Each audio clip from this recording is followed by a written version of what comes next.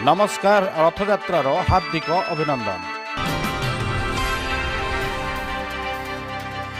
चलित वर्षर रथयात्रा एक नियारा रथयात्रा। चलित वर्ष तिथिक्ष जाउथिबारु श्री गुंटिचा दिन श्री विग्रह नवजौवन और नेत्र उत्सव अनुष्ठित हेबो। 13 दिन अनशन पर रथ उपरे चतुर्धा विग्रह को दर्शन करेंगे श्रद्धा। 53 वर्ष पर महाप्रभु एही दुर्लभ जोग पड़ी। गोटे दिन में नेत्रोत्सव नवजौवन और श्रीगुंडीचा यात्रार नीतिकांति करा जिवो। 2 दिन धरी भक्त देखिबे रथयात्रा। एथिपाई स्वतंत्र नीति चूड़ांत होईछि। रथयात्रा को अन्यान्य नाम रे भी कहा जाए। चलतु जानिबा सेगुड़िक कौन कौन। घोषयात्रा विश्वर मंगल घोषणा करुथिबारु बा नंदीघोष रथरे बसी यात्रा करुथिबारु घोषयात्रा। आड़प मंडप यात्रा गुंडीचा मंडप रे थिबा आड़प मंडप रे विजे करुथिबारु आड़प मंडप यात्रा। जन्मदेवी बा अंतर्देवी यात्रा प्रभुंकर जन्मदेवी आड़प मंडप ठारे होइथिबारु जन्मदेवी बा अंतर्वेदी यात्रा।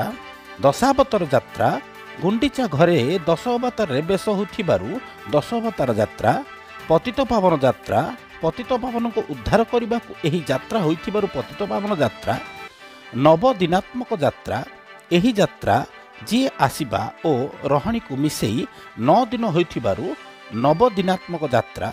गुंडीचा यात्रा गुंडीचा घर को यात्रा करुथिबारु एहा गुंडीचा यात्रा नामरे नामित। आसंतु देखिबा ब्रह्मपुर और आखपाखरे पालित होइथिबा रथयात्रार किछि दृश्य।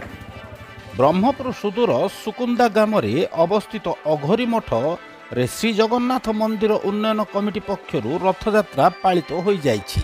मंदिर रे प्रातः मुख्य पूजक गणेश पुरोहित आलती पूजार्चना सह समस्त नीतिकांति एवं भोग करथिले। अपराह्न 4:10 रे ठाकुर सेवक त्रिनाथ महाराणा को तांकरी अस्थायी बासगृहरु छेरा पहरा देवा निमंत्रण करा जायतिला।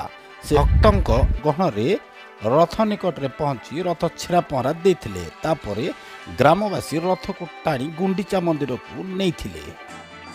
ए होची ब्रह्मपुर गोइलुंड रे थिबा जगन्नाथ मंदिर रे रथ टणार दृश्य। ब्रह्मपुर अयोध्या नगर रे रथयात्रा खूब समारोह रे पालित होईछि।